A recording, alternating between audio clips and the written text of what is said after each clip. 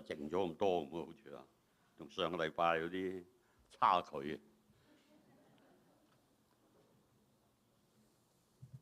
上個禮拜咁太熱鬧啦嚇，今日英文堂去咗退休會，所以唔使咁緊張，好似耳根清淨晒，真係。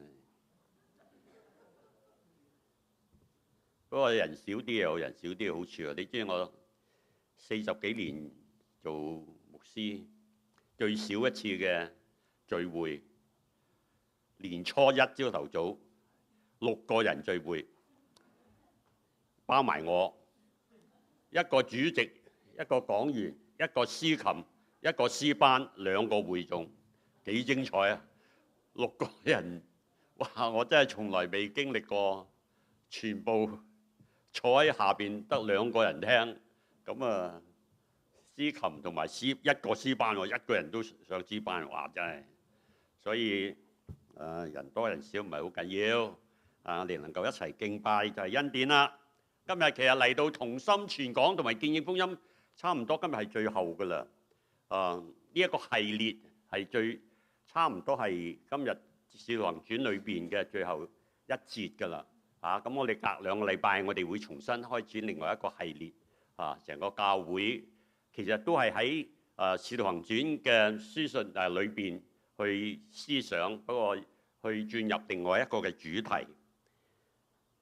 今日我同大家去講到《使徒行傳》第26章19至到29節嘅一段嘅經文，我只係好簡單俾佢個題目：光明的道。上個禮拜我哋講過乜嘢？大概你有印象啊？上個禮拜講古仔嘅禁足全家信主嘅故事，大概《使徒行傳》第16章裏邊去講到保羅西拉喺監獄裏邊，大家有冇印象啊？地震監獄嘅門開咗，鎖鏈脫落，個禁卒好緊張，差啲要自殺，但係保羅西拉叫所有嘅囚犯都喺監獄裏邊，結果就向呢一位嘅獄卒呢個禁卒喺度話：我點樣至可以得救啊？於是保羅西拉將耶穌基督嘅福音俾佢哋，結果記唔記得佢哋全家都接受咗洗禮啊？全家信咗啦。但係特別保羅去提到因為信耶穌而得救，你同你全家都一樣因信耶穌而得救。結果記唔記得最後一句係咩啊？當佢哋信咗福音之後，佢哋點樣啊？聖經裏邊最後一句係乜嘢啊？佢哋好喜樂，係咪啊？就係一句。今日我哋其實中間隔咗好多嘅事㗎啦，不過我提一提呢一個嘅主題之後，中間保羅繼續佢嘅傳道，到今日咧已經差唔多完咗佢3次嘅旅程，佢翻去耶路撒冷嘅地方。呢一段經文剛才 Lisa 同我哋讀咗啦，我哋再睇下呢段經文帶俾我哋一啲嘅信息。呢段經文之前發生乜嘢事呢？我每次同大家講嘅時候，都講下佢前後，俾大家，除非你好熟聖經《使徒行傳》，咁咧如果唔係咧，中間一段落嚟，到底點解保羅一開始就亞基帕王啊？咁呢一段前面發生乜嘢呢？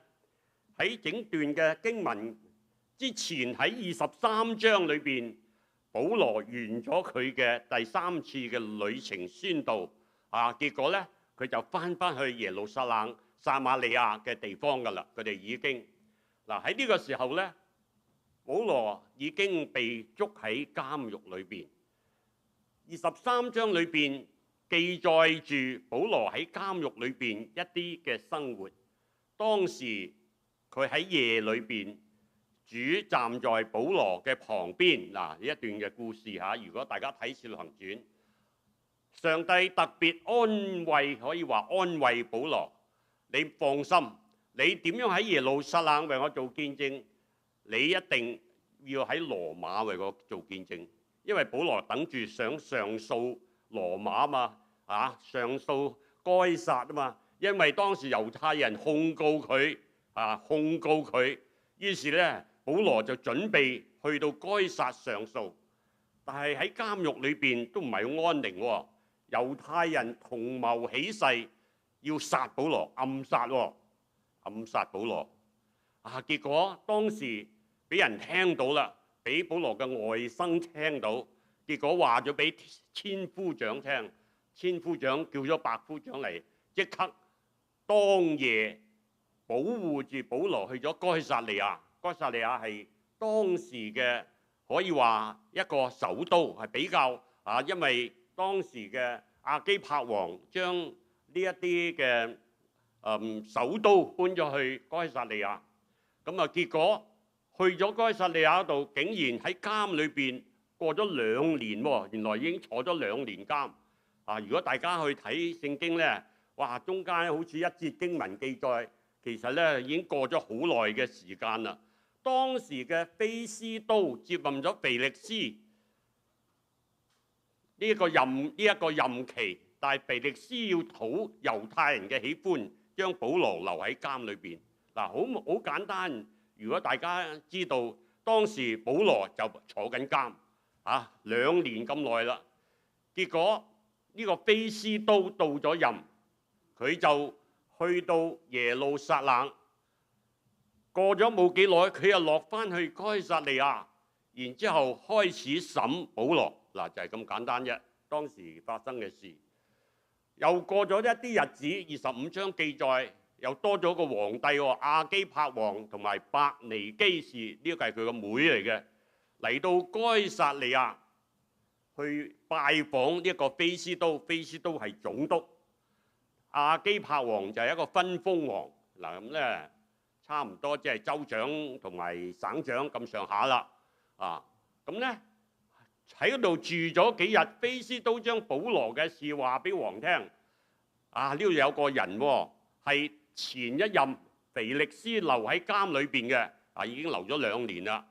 咁咧結果咧開始亞基帕同埋伯尼基第23節大張威勢而來，咁咧即係好隆重啦，同着眾千夫長同埋城裏嘅尊貴人嚟到公廳，嚟到呢個廳度。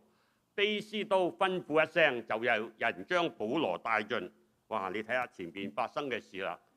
咁咧跟住發生嘅咧就係保羅喺呢一個亞基帕王菲斯都嘅面，同埋菲斯都嘅面前去宣講一個訊息。開始保羅去講到佢點解嘅經歷會係咁樣。保羅開始話咧，我之前我點樣用刑強迫佢哋講褻瀆嘅話，講佢未信主之前嘛。大家記得掃羅當時叫做掃羅大發熱心啊嘛，覺得呢班基督徒係異端啊嘛，結果佢周圍捉拿基督徒，逼迫佢哋。12節，我領咗祭司長嘅權柄同埋命令往大馬色去。大家記得呢個故事啦，大馬色路上嘅故事係保羅整個人生回轉嘅一個機會。當時發生嘅，今日因為唔係呢段經文，不過我都稍為同弟兄姊妹去講下喺路上嘅時候。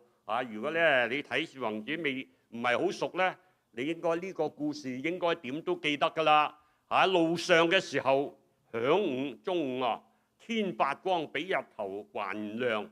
跟住發生嘅事，掃羅仆倒喺地上邊，結果聲音話俾佢聽：掃羅，掃羅，你為什麼逼迫我？你用腳踢刺是難的，用隻腳嚟踢刺係難嘅，即係唔容易嘅噃。跟住我哋睇到聖經話，保羅話：主啊，你是誰？咁有啲人話：佢叫得佢主啊，佢仲點解要問佢？你係邊個啊？當時嘅人對呢個主就好似我哋今日講天啊，完全都冇概念。佢講緊呢個主啊嘅意思。掃羅喺地上邊叫你係邊個？於是耶穌聲音就話：我就是你所逼迫的耶穌。跟住落嚟後邊就吩咐保羅：你要起身，我要差你去，我要去讓你將福音去帶俾其他嘅人。好啦，結果之後就係保羅嘅經歷啦。到而家到今日，保羅坐緊監嗱，成個嘅故事嘅背景就咁啦。而家俾亞基帕王菲斯都提出喺大堂裏邊公審啊，掃羅成為保羅嘅一個嘅故事。今日要講嘅呢幾節經文，保羅喺希律王同埋羅馬巡撫嘅面前，巡撫即係總督嘅面前宣講。我哋睇到呢四點，點解會被逼迫呢？佢要勸人悔改。保羅見證嘅福音係乜嘢呢？耶穌基督。保羅對呢一個希律王同埋羅馬巡撫聲明冇隱瞞嘅事，佢話咗我係直講㗎啦。然之後呢一段經文嘅結束，佢對世人嘅期望會係乜嘢呢？就係信福音，歸信福音。就咁簡單四點，我要同大家一齊去思想呢一段嘅經文。亞基帕王啊，我從此故此沒有違背那從天上來的異象。呢一個天上來的異象，大家剛才我讀過，好明顯就係大馬色嘅路上，神特別或者話主耶穌向佢講出嚟對佢嘅呼召。冇違背那從天上來嘅異象。你話保羅有一個咁大嘅異象，當然係好啦。我哋未必一定經歷過咁大嘅異象㗎喎。其實異象嘅意思係乜嘢呢？箴言裏邊講咗，冇異象或者係默示，冇默示嘅話，民就放肆；為遵守律法的，便為有福。好簡單一句説話咧，去解釋其實異象係默示，即係神提醒我哋。你話我好似神冇乜提醒我哋嘅喎。聖經裏邊俾我哋咁多嘅説話，其實已經係好好嘅提醒。教會裏邊傳道人弟兄姊妹喺學習話語嘅裏邊，已經係一個嘅提醒。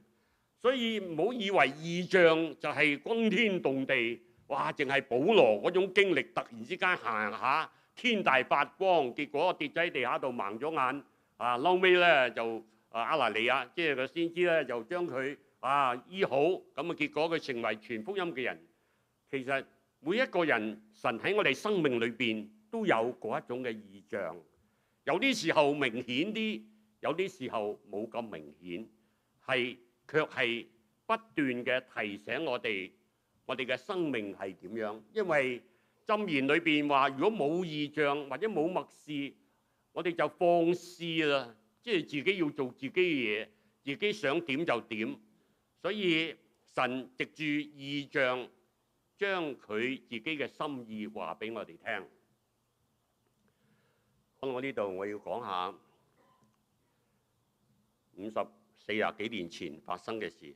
點解我要講40幾年前發生嘅事呢？1972年同埋1971年咧，我畢業啦，喺大學裏面畢業。咁我話奉獻啦，奉獻自己喺當時喺台灣中華福音神學院裏邊，我即刻暑假我都唔放啊。咁咧一畢業我就即刻去神學院開始上堂啦。開始，因為暑假開始係學校嘅語文課程開始讀希臘文啦。咁啊71年好開心啦，覺得奉獻啦。結果自己去神學院啦，咁又後生啦，係咪啊？讀書啊容易啲啦。而家叫我讀啊真係難咯，都好多都唔記得啦。當時好記得一開始讀希臘文，好新鮮，所以好高興讀得。咁啊結果讀完希臘文，9月開學啦，咁上堂啦，咁因為我係最後生嗰個，咁好容易啦，係咪？啱啱讀完書，咁再讀書容乜易啫？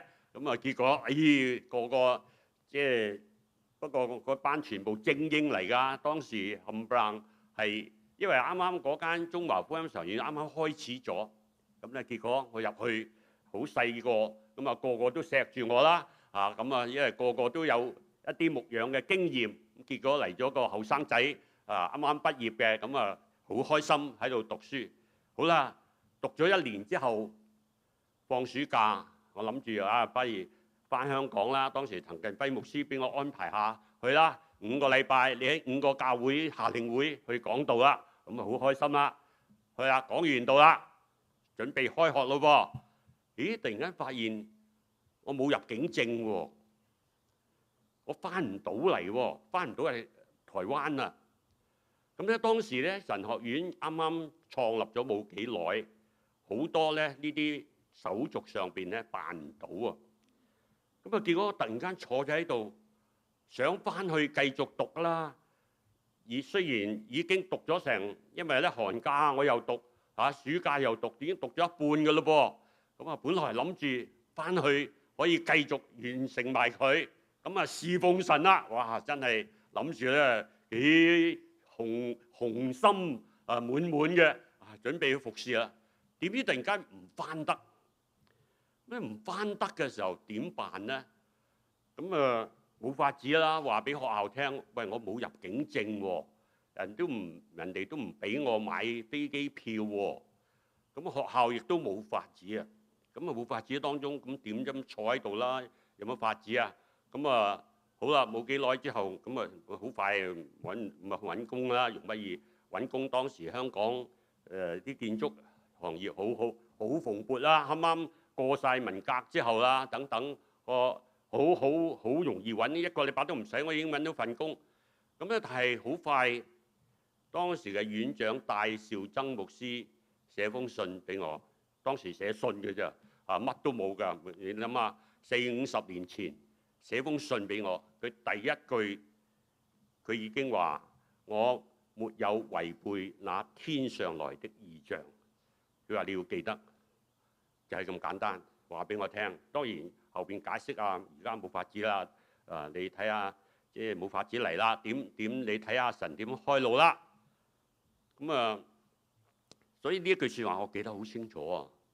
我故此沒有違背那從天上來的異象。佢就係咁樣提住我，咁我當然啦，咁樣嘅鼓勵，實際上嘅工作仍然要工作咁啊做打工啦，咁啊開始喺香港咪做工程啦，橫掂都係自己讀嘅，自己中意嘅，亦都冇乜所謂啦。就係咁樣開始咗我生命嘅一段。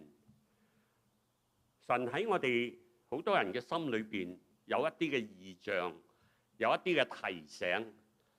當然啦，戴兆曾院長又戴兆曾牧師，我相信好多人都記得啦。即係佢係相當好嘅一位牧者戴德生嘅曾孫能夠當時我哋神學院嘅院長，俾我嘅提醒一路嘅激勵住提住。當然我哋都講過自己嘅經歷4年之後點樣重新再去神學院。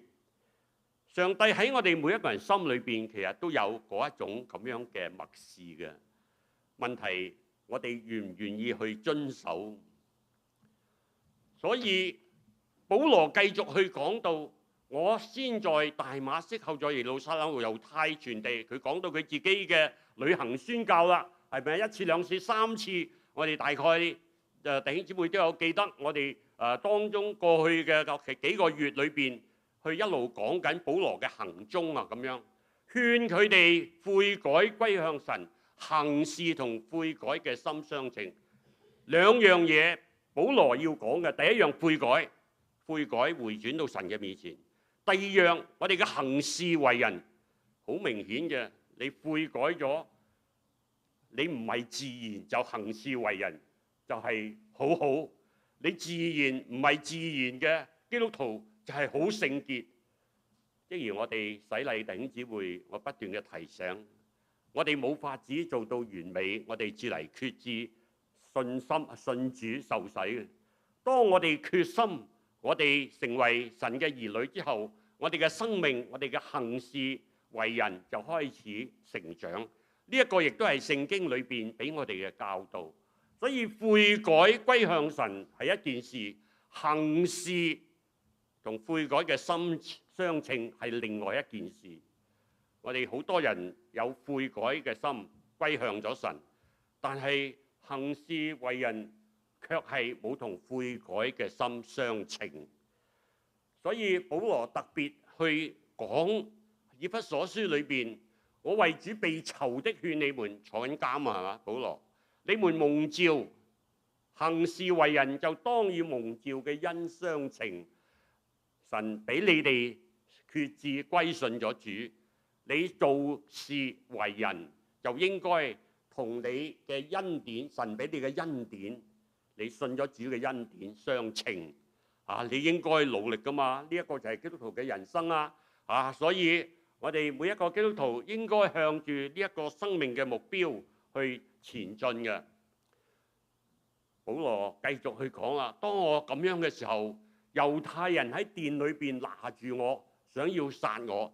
你知道保羅被控告嘅就係呢一件事啊嘛。猶太人唔憤氣，唔服佢佢講耶穌啫嘛，講緊叫人悔改啫嘛。但係猶太人竟然喺殿裏邊拿住佢，要殺佢，想要殺佢。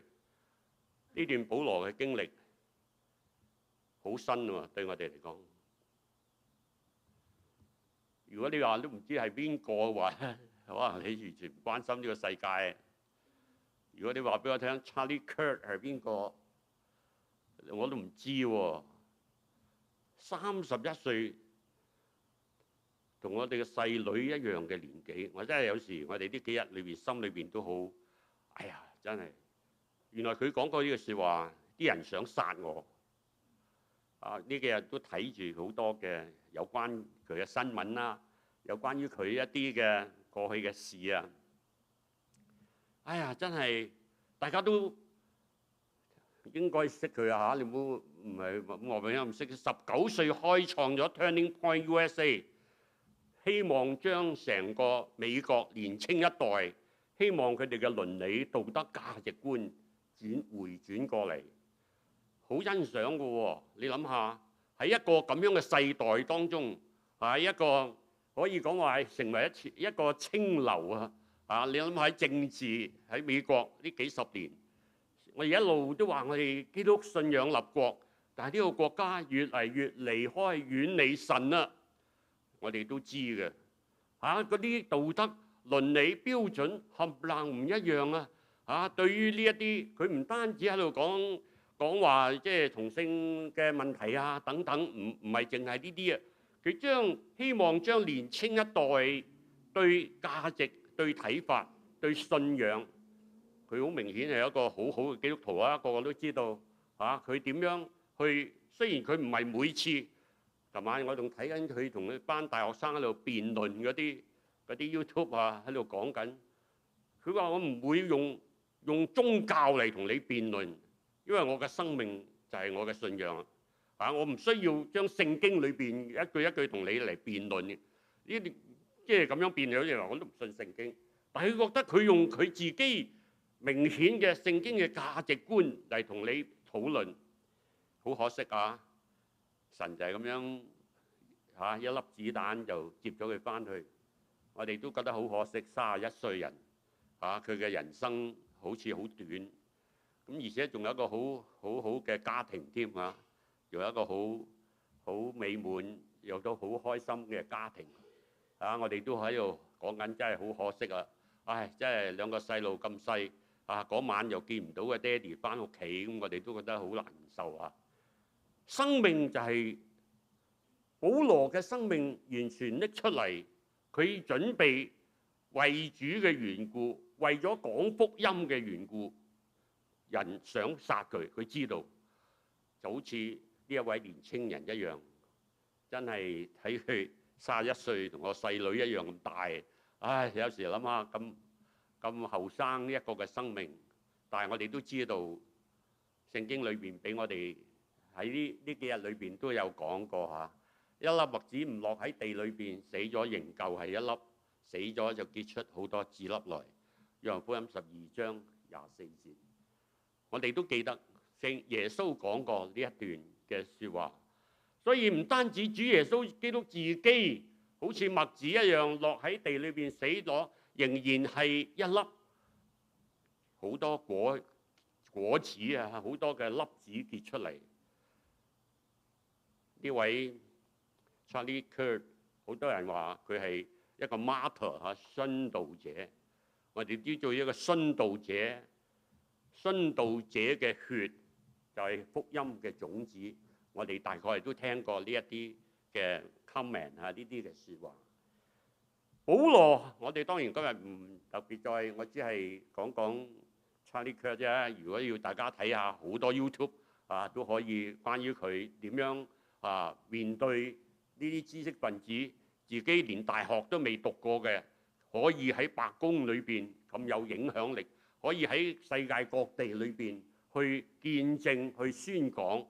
啊，雖然呢幾日裏邊我睇下啲新聞，各地啊，甚至馬德里啊、西班牙啊、英國冚唪唥都有開會，即係可以有聚會，係紀念佢。一個人嘅生命，有時我哋都話冇法子長短嚟計噶啦。但係我哋點樣俾神去用？保羅嘅經歷帶俾我哋一個嘅提醒。啊，佢知道為咗福音嘅緣故，佢就要宣講，連佢自己生命，佢自己隨時會擺上。跟住保羅話：神幫助我，佢要見證嘅福音係乜嘢？所以我今日仲企得到，仲可以對住尊貴卑賤老幼作見證，即係我仍然可以去宣講神嘅幫助喺我哋嘅生命當中。我相信對於保羅嚟講，神嘅幫助幾時都會臨到，實在係我哋好肯定。記唔記得我教過你唱一首歌？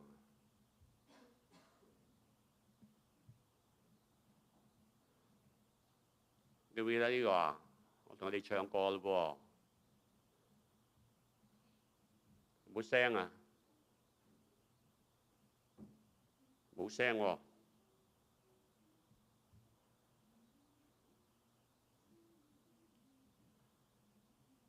有聲㗎，係從頭嚟過得唔得？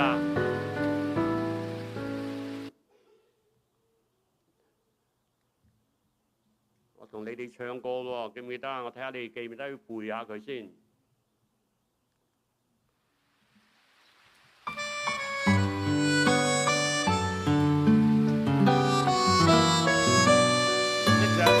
識佢啊嚇！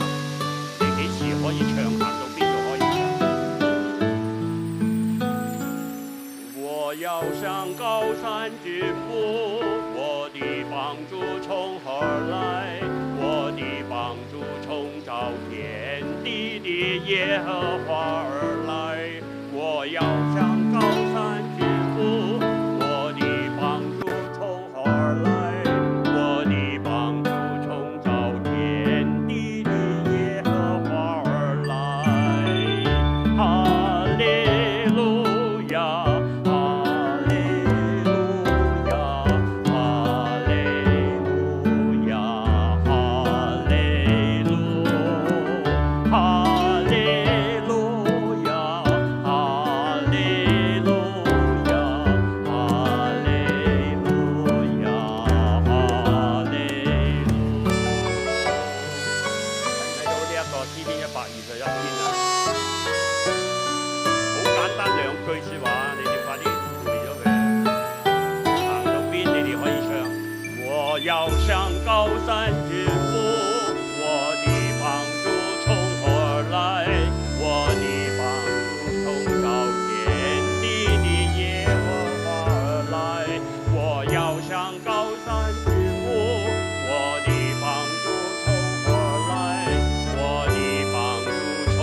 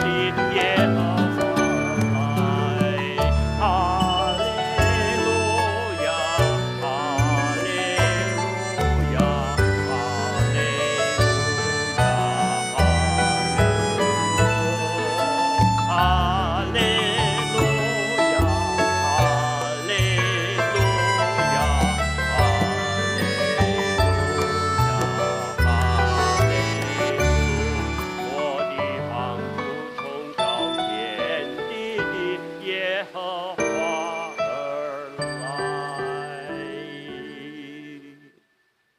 胡影詩歌唱完啦，所以一陣間唔使唱。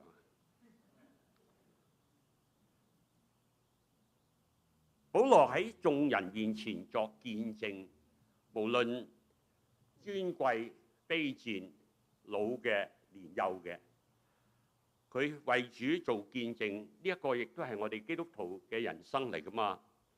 我哋唔單止信咗耶穌，就係信咗耶穌，你嘅生命仍然不斷嘅要去見證。所以點解要同蒙召嘅恩相稱啊？因為人從我哋嘅身上去見到耶穌基督嘅生命係乜嘢嚟噶嘛。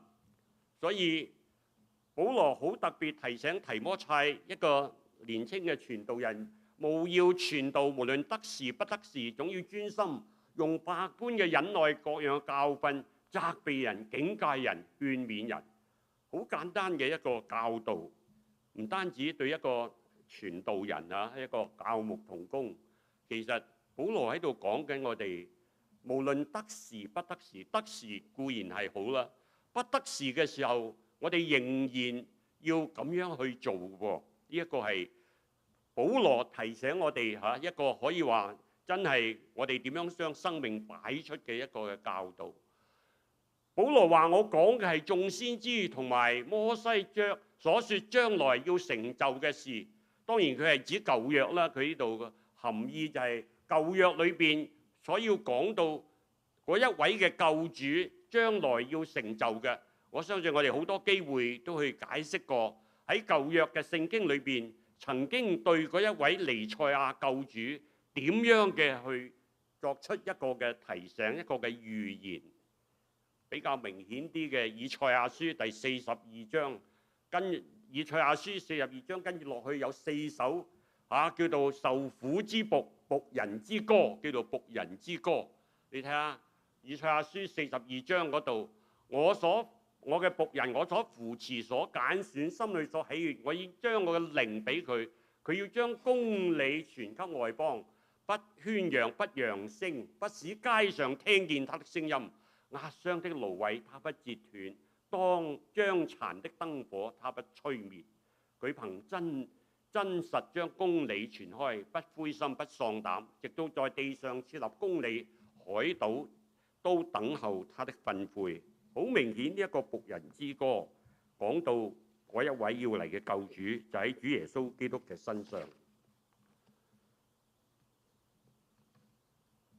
佢講到耶穌基督要受害，從死裏邊復活，但係要將光明嘅道傳俾百姓。呢個係保羅好簡單嘅信息。你睇下《使徒行傳》裏邊講到保羅一段無論到邊度宣教，佢講來講去都係喺耶穌基督嘅身上。真係會覺得耶穌基督作為一個光明嘅道理光明之道，就係咁簡單傳俾百姓，傳俾外邦人。我哋其實承受緊呢一種嘅福音，承受緊我哋要傳福音嘅責任。我哋信咗主耶穌，其實我哋嘅生命就係好簡單，將主嘅受害、佢嘅復活呢一個光明嘅道理去傳俾其他嘅人。所以有時我哋話我哋唔識講啊，其實點樣講呢？你又唔係需要我哋講乜嘢神學唔係講神人二元論，唔係講呢啲咁嘅嘢，係講到基督嘅死同埋佢嘅復活啫嘛，咁簡單。咁咧呢一個係一個光明嘅道理，就係咁樣傳。所以好多時候我哋成日都唔知點講好。我哋信咗主耶穌，有機會嘅話，真係就講下我哋所信嘅主，我哋嘅主耶穌佢點樣為人，點樣到後受死，為我哋嘅罪死喺十字架上，然之後佢嘅復活帶俾我哋新生命，就係咁簡單嘅道理。所以你記得主耶穌基督佢講到呢一個生命嘅道理。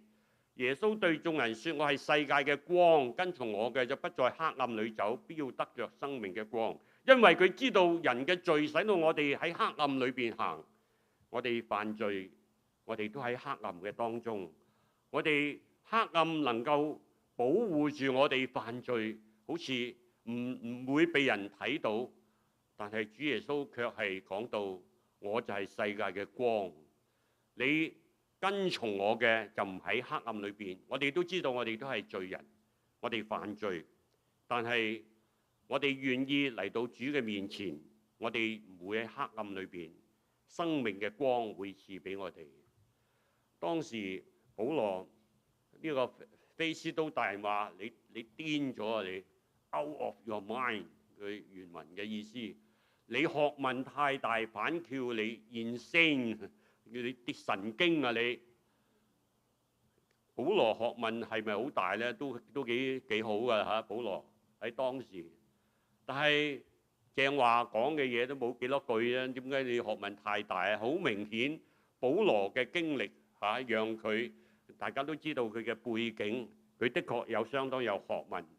喺呢個時候，呢個菲斯都大人就喺度話：你神經啊你啊！你讀好多讀書，讀到你神經咗啦，梗係啊！你學問太大，反叫你癲狂咗。保羅話：我唔係癲，我講乜嘢真實明白話。你諗下，即係人哋話我哋癲嘅，真係我唔知啊！有冇人話你癲嘅？因為你講耶穌啊！你自己屋企亂噏嘢咁，你老婆話你癲嘅，即係神經啲嘅，咁啊唔出奇啦。你講耶穌講到人哋話你癲嘅，睇下你點講喎？又你有時候真係唔講清楚啊！人哋我都唔係太贊成嚇講耶穌講到人哋煩嘅，講到人哋要即係把火嘅，咁啊當然睇下你點講啦。我記得我講過差啲俾人打啊！講耶穌真係，我好記得㗎。上緊堂嗰陣時，其實又唔係講上緊堂，我喺實驗室裏邊做緊化學實驗，我仲記得，唔知點解化學實驗我就得閒你化學實驗嘅等佢反應㗎嘛，喺度等緊，我冇嘢喎，唔知點解我同隔離嗰個講耶穌啊，突然間講下嗰個化學。嗰個樽喺度乒乓乓喺度出，我仲想講，隔離嗰個同學話：你再講我打你啊！嗱，佢話真係，哇！即刻覺得都唔係時候啊。點樣講真實明白話？我相信就係咁簡單，講清楚 truth of good sense， 唔係亂噏嘅唔係咧insane，唔係咧癲嘅。提多書堅守所教真實嘅道理，就能將純正嘅教訓勸化人，把爭辯嘅人駁倒了，就係咁簡單。真實嘅道理，我哋學咗幾多可以咁樣教導人呢？保羅話：我王你都知道啦，我放膽直言啫嘛。嗱，點解對王佢可以咁講？原來當時亞基帕王相當熟悉猶太人嘅文化㗎。原來呢一個亞基帕王喺當時嚟講好熟好了解，佢係稱為亞基帕二世。喺當時嘅環境裏邊，佢熟習咗猶太人嘅習慣，所以佢喺後來48年嘅時候被委任做咗猶太人嘅可以講話王啊。呢一個王即係分封王啊。並且咧，佢可以任命大祭司添㗎，呢個亞基帕王，所以佢相當對猶太人係理解。所以保羅特別講話：我放膽直言啊，我唔怕，我照講啫嘛，冇一樣嘢我係放膽嘅，無論生死，基督喺我身上照常顯大。嗱，呢個係腓立比書保羅所講嘅，我冇嘢可以羞愧嘅，需要我凡事放膽，無論係生死。我就真係會諗起呢一個查理呢個 Kurt， 真係就係明知喺一個世俗嘅潮流裏邊，佢點樣面對可以話將生命成為一個清流啊！我哋喺度話，當然保羅喺度話：亞基帕王啊，你信先知嗎？我知道你是信的，即係你好熟悉㗎，其實你都知㗎啦。我講嘅嘢我又唔係癲嘅咁我講俾你聽嘅嘢你都知㗎啦。最後呢一段，亞基帕王對住保羅話：你想小微勸我一勸，便叫我作基督徒喎？即係話你想勸下我你就叫我信啊！即係嘅意思，其實唔係表示話我真係佢真係願意聽啊！其實呢句説話嘅係有啲反義嘅嚇。你想勸下我就信啦咩？啊嘅意思就係咁啦。保羅話：無論少勸多勸，我向神祈求，不但你一個人。保羅為著周圍聽佢嘅人，好多人佢一路審緊噶嘛。唔單止我唔係你，無論你少勸多勸，無論神俾我嘅，我求嘅係你唔單止係一個人，就係一切聽我嘅周圍好多人都要好似我一樣，但係唔好似我有呢啲鎖鏈。保羅想人似佢乜嘢呢？好明顯，聖經裏邊保羅話：凡我行嘅，都要為福音嘅緣故，為要與人同得福音嘅好處。好簡單，上個禮拜我哋講到最後一節嘅係乜嘢啊？我哋信咗主之後，我哋都希望同樣得到嗰一份嘅喜樂嘅，係咪啊？我哋都得嗰份開心嘅。如果信耶穌叫你好苦啊、好慘啊，你信嚟做乜嘢啊？信咗主之後，原來福音帶俾我哋生命裏邊嘅喜樂平安，係能夠分享得到，亦都係保羅期望周圍嘅人，唔單止亞基帕王，唔單止菲斯都大人，而係周圍聽嘅人都可以得到福音嘅好處。我相信今日我哋有冇咁樣嘅感受啊？想周圍嘅人同樣得到福音嘅好處啊？定係我哋對福音好似自己都未有嗰種好處，都未領受到乜嘢叫做平安、喜樂啊、和平啊？呢啲喺我哋心裏邊我哋心裏邊仍然充滿住仇恨啊，充滿住苦毒啊，充滿住呢啲嘅話，我哋點樣將福音話俾人哋聽，讓人得到福音嘅好處啊？我真係盼望我哋大家一齊喺主嘅面前，未必一定話真係一信咗耶穌，成個人變晒嘅嚇。我哋好多人生命信咗主幾十年，但係唔好俾我哋越信越牛得㗎嚇。好多人越信越牛啊，信下，反而新嗰啲咧仲清清楚楚新嘅時候，但係老基督徒越信就越麻木。我哋小心，到最後就係好簡單，呢幾節嘅經文俾我哋睇到保羅點樣嘅宣講，保羅點樣喺呢一兩個尊貴嘅人嘅面前，同埋周圍審問佢嘅人嘅面前，一樣去見證福音。我唔知弟兄姊妹有幾多有咁嘅機會嚇，真係喺人嘅面前可以去將福音去宣講。我哋好簡單。當然你話都冇乜機會，咁啊你嚟從八樓啊，你如果覺得想講下我哋周圍讓弟兄姊妹嚟講見證嘅話，我哋歡迎你啊！你又可以有機會喺團契裏邊，其實有未信主嘅，我哋咪將佢同佢講見證。好簡單講乜嘢？耶穌嘅死，耶穌嘅復活，耶穌為我哋嘅死，耶穌生命嘅復活，呢一個咪我哋信仰嘅最重要嘅事咯。所以我希望我哋能夠有咁嘅期望嚇。當然我哋如果你有咁嘅感動，我要繼續Charlie Kirk 嘅使命。話呢一個如果真係神有咁嘅呼召，我哋好好嘅喺呢一個世俗嘅潮流嘅當中，能夠活出一個清流出嚟，讓人感受到我哋信耶穌嘅我哋嘅生命屬於主嘅唔一樣。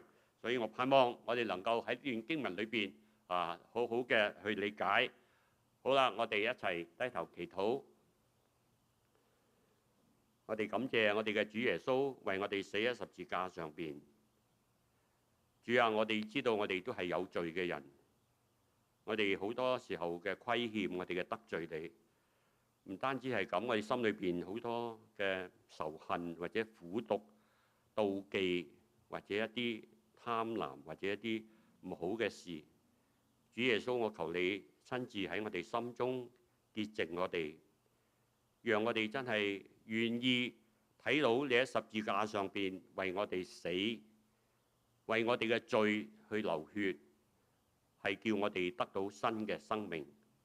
你嘅復活帶俾我哋新嘅人生，因為我哋係有生命嘅，因着信靠主，求主幫助，好似保羅呢一個嘅宣講，呢一個見證，願你加我哋力量，幫助我哋，俾我哋能夠真係依靠神，奉耶穌基督嘅名祈禱。